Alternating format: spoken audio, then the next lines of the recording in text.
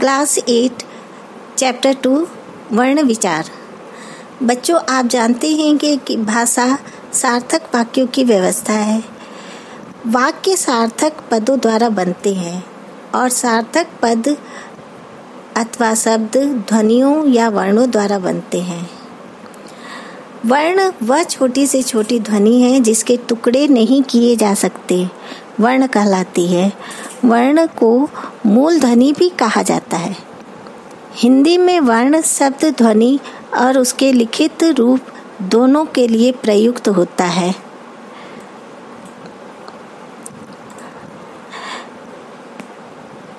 वर्णमाला। भाषा के वर्णों के समूह को वर्णमाला कहा जाता है।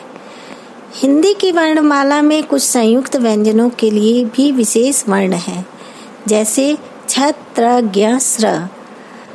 इसी तरह कुछ विदेशी ध्वनियाँ भी हिंदी में प्रचलित है, जिनके लिए देवनागरी के वर्णों में ही कुछ निशान लगा दिए जाते हैं। हिंदी की वर्णमाला में स्वर और व्यंजन दोनों होते हैं। वर्णों के भेद। स्वर। जिन वर्णों का उच्चारण बिना किसी के मदद से स्वतंत्र रूप से होता है वे स्वर कहलाते हैं, जैसे अ, आ, ई, उ, ऋषि, ए, ओ। हिंदी में मूलतः 11 स्वर है। स्वरों के प्रयोग दो प्रकार से होते हैं। स्वतंत्र रूप से शब्द के आदि में और शब्दों के मध्य में के स्वर के पश्चात स्वरों को मूल रूप में लिखा जाता है। मात्रा के रूप में स्वरों की सहायता के बिना व्यंजनों का उच्चारण करना मुश्किल होता है। इसके उच्चारण के लिए स्वरों की सहायता ली जाती है। स्वरों के भेद। स्वरों को 3 भागों में बांटा जा सकता है। ह्रस्व स्वर। जिन स्वरों के उच्चारण में कम से कम समय लगता है, अर्थात एक मात्रा काल, उसे ह्रस्व स्वर कहा जाता है। इन्हें मूल स्वर भी कहा जाता है, जैसे अ, छोटी, छोटा ऊ, री। ये संख्या में 4 है। दीर्घ स्वर। जिन स्वरों के उच्चारण में ह्रस्व स्वरों से दुगना अधिक समय लगता है वे दीर्घ स्वर कहलाते हैं, जैसे आ, बड़ी, बड़ा ऊ, ए, ओ, औ। ये संख्या में 7 होते हैं। प्लुत स्वर। जिन स्वरों के उच्चारण में ह्रस्व स्वरों से 3 गुना समय लगता है वे प्लुत स्वर कहलाते हैं। स्वर लिखते समय जिसके आगे 3 का चिन्ह लगा दिया जाता है, जैसे ओम।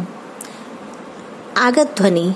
विदेशी भाषाओं के शब्दों के आगमन के साथ आ ध्वनि भी इसके साथ हो गई। इसका उच्चारण आ, ओ ध्वनियों का मध्यवर्ती है, जैसे डॉक्टर, कॉफी, कॉलेज, ऑफिस आदि। नुक्ता। किसी व्यंजन अक्षर के नीचे लगाए जाने वाले बिंदु को नुक्ता कहते हैं।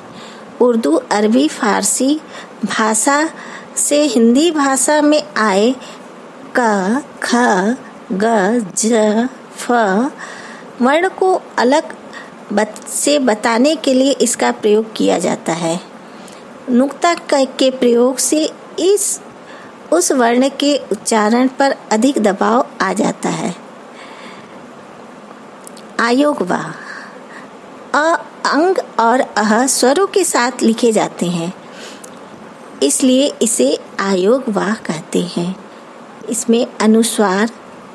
शिरोरेखा के ऊपर बिंदु वाले इस आयोगवाह का उच्चारण करते समय हवा नाक से बाहर निकलती है, जैसे अंश, दंश, कंस। अनुनासिक स्वर। स्वरों का उच्चारण करते समय हवा जब नासिक और मुख दोनों से निकलती है तो स्वर नासिक अथवा अनुनासिक कहलाता है। नासिक स्वरों को लिखने के लिए चंद्र बिंदु का प्रयोग किया जाता है। अगर शिरोरेखा पर मात्रा हो तो चंद्र बिंदु के स्थान पर केवल बिंदु का ही प्रयोग किया जाता है। विसर्ग। इसका उच्चारण ह की तरह होता है। इसका प्रयोग तत्सम तथा संस्कृत के शब्दों में किया जाता है। जैसे प्रातः, स्वतः, संभवतः आदि। हलंत इसका चिन्ह है जिस व्यंजन में स्वर नहीं होता उसे हलंत लगाकर स्पष्ट किया जाता है। व्यंजन जिन वर्णों का उच्चारण स्वतंत्र रूप से नहीं हो सकता और जिनके पूर्ण उच्चारण के लिए स्वरों की सहायता ली जाती है उन्हें व्यंजन कहा जाता है। जैसे क, ख, ग, घ, अंग, च, छ, ज, झ, इय, ट, ठ, ड, ढ, अड़, त, थ, द, ध, न, प, फ, ब, भ, म, य, र, ल, व, स, ह। व्यंजनों की संख्या 35 है। व्यंजनों के भेद, इसके 3 भेद है। पहला, स्पर्श व्यंजन। जिन वर्णों का उच्चारण करते समय श्वास वायु के मुख से विभिन्न स्थानों को स्पर्श करते हुए बाहर निकलती है उन्हें स्पर्श व्यंजन कहा जाता है। इनकी संख्या 25 है। अंतस्थ व्यंजन, जिन वर्णों का उच्चारण करते समय जीभ मुंह के किसी भाग को पूर्णतः स्पर्श नहीं करते वे अंतस्थ व्यंजन कहलाते हैं। ये संख्या में 4 है। य, र, ल, व।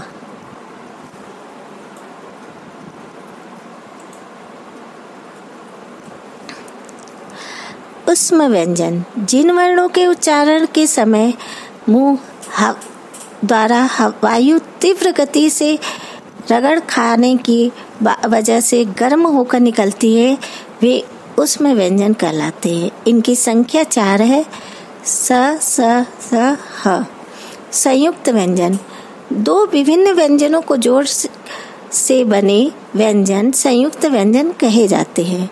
जिन व्यंजनों के मध्य में कोई स्वर नहीं होता उन्हें मिलाकर बोला तथा लिखा जाता है।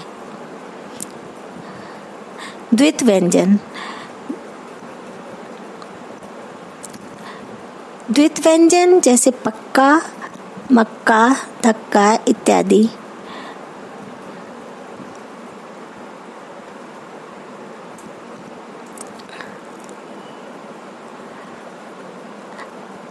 अल्प प्राण और महाप्राण, जिन व्यंजनों के उच्चारण में मुख से श्वास वायु की मात्रा कम निकलती है उसे अल्प प्राण कहा जाता है।